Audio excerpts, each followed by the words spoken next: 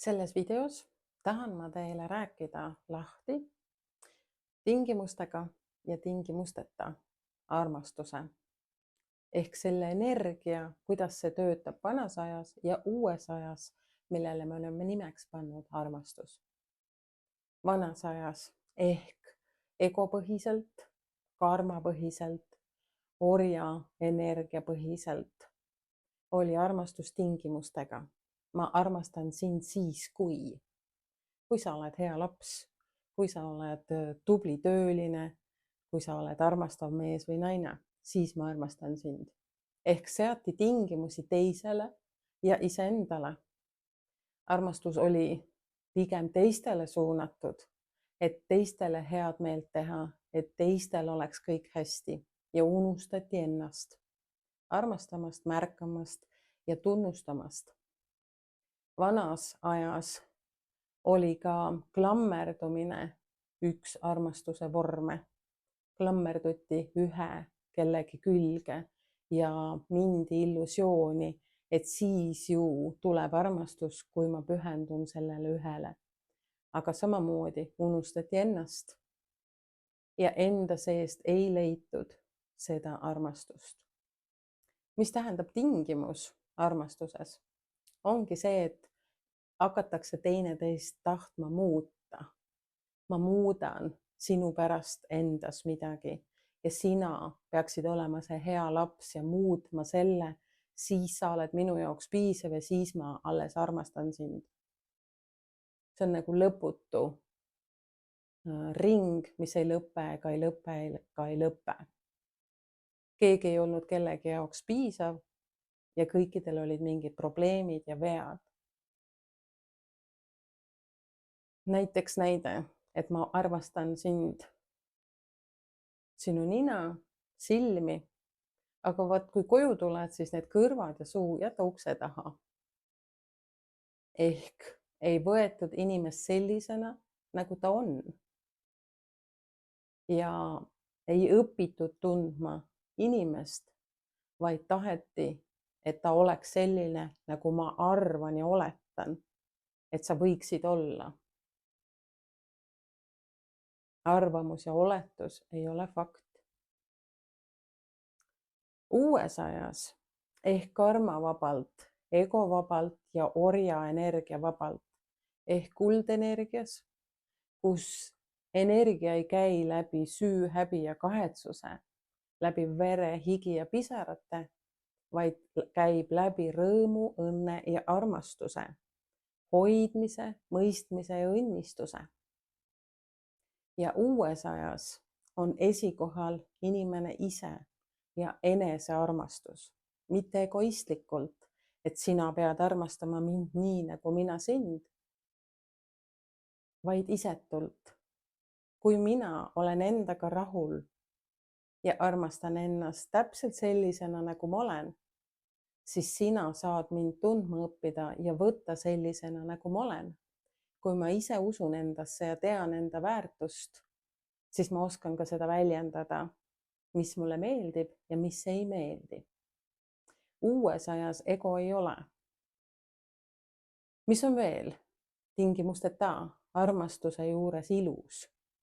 Tekib inimesel enda sees soov lihtsalt jagada, anda komplimenti, öelda midagi ilusat, mitte midagi vastu ootamata. Ehk sa ei pane tingimust, et tule, ma viin sind kinno, ma teen sulle välja, aga pärast maksa tagasi. Või et kui ma viin sind kuhugi restorani sööma, siis ma ootan, et sa viid mind ka. Ei, see on tingimus. Kui sa jagad, siis ära oota vastu midagi.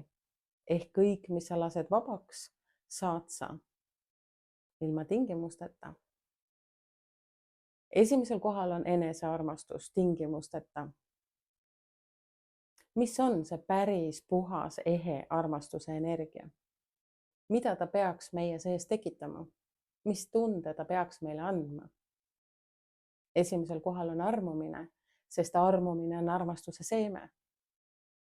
Kui sa avastad, et sa oled endasse armunud, see tähendab seda, et sa oled rahul endaga, sa oled uhke enda otsuste, mõtete, ideede, tegude üle. Ehk sa jagad enda armastust enda seest endale tingimusteta. Et sa tead, et kõik, mida sa teed ja valid, et selle sees oled sa hoitud. Siis esimesel kohal on armastuses turvalisus. Sa tunned ennast nii turvaliselt, et sa tead, et mitte midagi juhtuda ei saa. Nagu islamiusus on öeldud, mis see armastus on? Armastus on see, kui mina annan sulle loa ennast täielikult hävitada. Aga ma usaldan sind nii palju, et ma tean, et sa seda ei tee. Ehk ta annab täieliku turvalisuse ja vabaduse. Uues armastuses ei lähe me ise, kui me oleme endaga sisemises rahus ja tasakaalus, me ei lähe äärmustesse. Me ei lähe illusiooni ja me ei lähe ebareaalsusesse. Ehk kõike tahan kohe praegu saada, ise ka ei tea, mida tahan, aga kohe tahan. Või et teine äärmus, ma ei taha mitte midagi ja ma ei tea, mida ma tahan. Vaid sul on hästi kerge otsustada. Ja sa tead, et iga otsus, mida sa teed, on parim sulle selles hetkes ja sa ei kõhkle ega ei kahtle selles ja ei hakka seda otsust ümber muutma.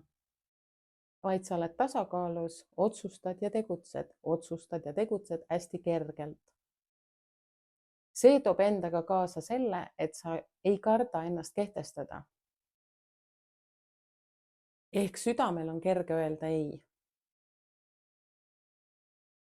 Palun õpetage oma lastele ütlema ei. Sest muidu, kui sa ei kehtesta reegleid lapsele, ja tähendab ja ei tähendab ei. Ainult 2 tähte, e ja i. Ehk on piirid, see ei ole tingimus, vaid see on piir, kus maalt inimene õpib ennast väärtustama. Ta teab enda väärtust. Ja kus ta õpib ei ütlema, kui talle ei meeldi. Ja ta saab hakkama sellega tulevikus, kui talle öeldakse ei. Ja see tähendab seda, et sa ei karda endale ei öelda. Ei, ma ei vali seda, sest mulle ei meeldi see. Sa oled aus enda suhtes. Uue aja armastuses on see, et sa julged ennast kehtestada parimal viisil ja sa oled aus enda suhtes. Siis sinu keha ja hing teevad koostööd. Ehk sa suudad oma keha keelt ise lugeda täiesti puhtalt tingimusteta. Mis on veel uue aja armastuses? Kui armastus on 2 inimese vahel, siis tekib selle 2 inimese vahel sünnenergia, milles ei kaob ära aeg. On ajatu aeg. Sul ei tule pähe mõtteid, et ma pean ruttama sinna, vaid sa heas mõttes kaotad ennast sellesse kvaliteetaega. See on kogemist väärt. Mis veel annab uue aja armastus ehk energia meile uued võimalused, avardumised? On see, et kui sa kasutad taotlusi, unistusi, taotluslauseid, afirmatsioone, siis need täituvad kohe kiiresti. Vanas ajas võttis kaua aega, kui täitus, kui üldse täitus. Siis uues ajas, kui see on puhtast südamest tulnud, siis see täitub kohe. Pisikesed asjad on kõige tähtsamad. Alusta pisikestest taotlustest. Kas või seda, et ma soovin, et päike paistaks. Ja mingi hetk sa vaatad appi, päike paistabki. Ja siis sa kasvatad endasse usku ja usaldust ja enda armastusse ehk energiasse usku ja usaldust. Mis veel? On märksõnad, mis on ka kuldlastel juba olemas. Ei ole valet ega õiget. Ei ole tingimusi, et hea laps, halb laps, tark, rumal, ilus, kole. Vaid kõik on õige. Kõik on õige. Ei ole õiget valet, vaid kõik on õige. See kasvatab seda empaatilisust, kus sa ei lähe äärmusesse oma emotsioonidega ja sa saad enda sees enda emotsioonidega ise hakkama. Sa ei pea otsima väliselt tuge, et keegi aitaks sind rahustada või sulle asju selgitada, vaid sa enda sees suudad jõuda kohe sellesse rahu maanduse punkti ja sa suudad olla nii-öelda rahulik ja õnnelik ja rõõmus. Mis on veel? On see, et pea on selge. Sinu reaalsustaju ja kriitiline mõtlemine on neutraalsuses.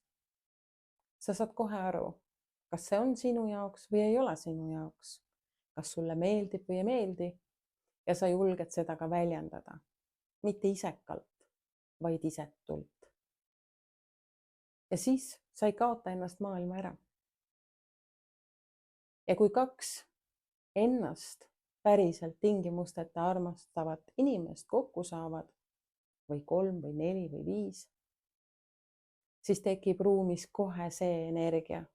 Aeg kaob, sul tekib soov lihtsalt olla, natuke veel olla ja natuke veel olla lihtsalt selles ruumis, enesele võib-olla teadvustamata, miks. Nüüd saad sa tähele panna, kui tekib ruumis hea olemise tunne, siis see tähendab seda, et selles ruumis on tingimusteta armastus.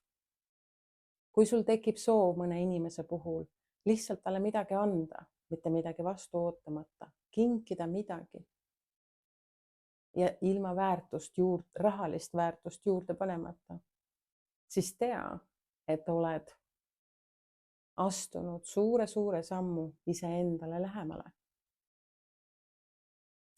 Sellised seletused minu poolt tänaseks teile. Pane ennast tähele, kuula enda keha. Kuidas sa suhtud endasse ja maailma? Täpselt samamoodi suhtuvad teised sinusse ja maailm sinusse. Kui sa tahad hoida oma sisemist rahu, siis jaga seda rahu välja. Kõige alus rahuks on vaikus. Ära võitle, ära vaidle, siis sa ei eksi. Sest vaikuses on su süda ja süda teab, mis on õige.